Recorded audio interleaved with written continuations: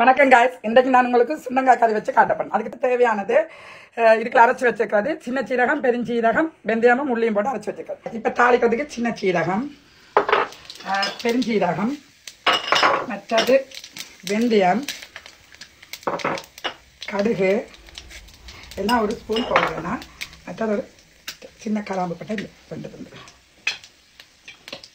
அது கொஞ்சம் வெடிக்கட்டும். வெடிக்கல நீங்கள் கருவேப்பிலையே பிச்சு போடுங்க. இந்த கரண்டு இதோட வெங்காயத்தை தாளித்து எடுத்து வைப்பேன். இவ்வளோ பொரிஞ்சா காணும் சுண்டங்காயோட இன்னும் கொஞ்சம் நாங்கள் இதை பொரிய வேணும். அப்போ எங்களுக்கு இவ்வளோ பொரிஞ்சா காணும். இனி அள்ளுவோம்மா. இப்போ அள்ளி எடுத்துட்டேன். நீ இதை வச்சு போட்டு இப்போ சுண்டங்காயை பொரிப்போம்மா. இதுக்கு நாங்கள் போடுவோம். இப்போ நார்மலி நாங்கள் சுண்டங்காய் இந்த கச்சால் இதை சாப்பிடாது. அதுக்காக நாங்கள் பொரிச்செடுப்போம். சுண்டங்காய்க்கு கட்டாயம் நாங்கள் மறக்காமல் உப்பு போடணும். அது போட்டால் தான் கற்ற தன்மையில் இருந்து கொஞ்சம் மடிப்பாங்க. இல்லைன்னு சொன்னால் கட்டும் பொரிஞ்சா காணும். இனி இப்படியே நாங்கள் பள்ளி வைப்போம். இந்த எண்ணெயை வடித்து இப்படி பள்ளி வைப்போம். பார்த்தா அள்ளியாச்சு. ஓகே, இப்போ எண்ணெய் விடாமல் நாங்கள் ஆல்ரெடி பொரிச்சு வச்சுருந்த இந்த வெங்காயத்தை போடுறோம்மா. அடுத்தது விருப்பம் இருந்தால் தக்காளி பழம் போடுங்க. விருப்பம் இல்லைன்னா போட வேணாம். தக்காளி பழம் போட்டால் கொஞ்சம் டேஸ்ட் கூட கொடுக்கும். அதாவது நான் போடுறேன்னா விருப்பம் இருந்தால் போடுங்க, விருப்பம் இல்லைன்னா விடுங்கதுன்னா. அடுத்தது கத்தரிக்காய் போடுறேன். அடுத்தது சுண்டங்க இதான் போட்டுட்டு நாங்கள் இந்த பாலை அதுக்குள்ள விடுவோம். அதோட ஒரு கரண்டி தூள் உங்களோட உரப்புக்கு எத்தனா போடுங்க. இங்கே இந்த வீட்டில் இந்தலாம் போடுவேன் நான்.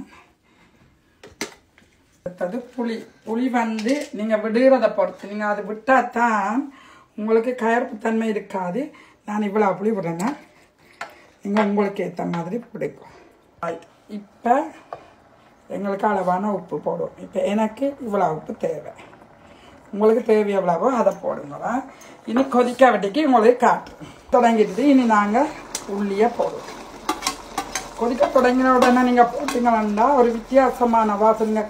இரவு உங்களோட கையை மணந்தாலும் அந்த வாசம் உங்களோட கையை விட்டு போகாது. ஆமாம், சூப்பராக ஸ்மெல் பண்ணுது. நான் அதை ட்ரை பண்ணி பார்க்கிட்டேன். பாருங்க, உப்பு புளி சரியாக இருக்குன்னு பாருங்கம்மா. கவனம் சுற்றிடும். அருமையா இருக்குதும்மா, உண்மையா நல்லா இருக்குது. இனி அரைச்சி வச்சதை போடுவான்.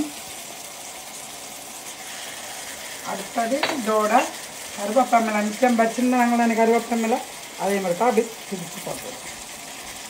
இனி இப்படி கிளாரிட்டு நாங்கள் அடுப்பை நிப்பாட்டிட்டு எங்கே நான் மேல ரூம்ல படிச்சு கொண்டிருந்தேன். இனி பேருந்து இந்த சமையல் வாசனம் எனக்கு தூக்கிட்டு கீழே கொண்டு எனக்கு பசையை கிளிப்பிட்டுது. சோ அம்மா எனக்கு சாப்பாடு போட்டு தர போறா. நான் சொல்றேன் எப்படி நல்லா இருக்குதோ இல்லையோ. ரொம்ப நல்லா இருக்கு, செம்மையா இருக்கு, அருமையா இருக்கு. அம்மாட்ட கைக்கு மோதிரம் போடுதும் நல்லா இருக்குது. நீங்களும் ட்ரை பண்ணக்கோ வீட்டை. அது சூப்பர்ன்னு நீங்க சொல்லுக்கோ கமெண்ட்ஸ்ல. தேங்க்யூ.